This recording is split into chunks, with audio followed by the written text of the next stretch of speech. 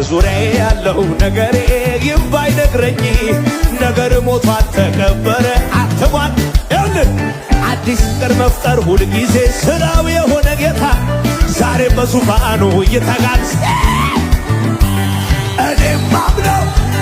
ጨለማ ይበራል ያለኝም እኔም ማምነው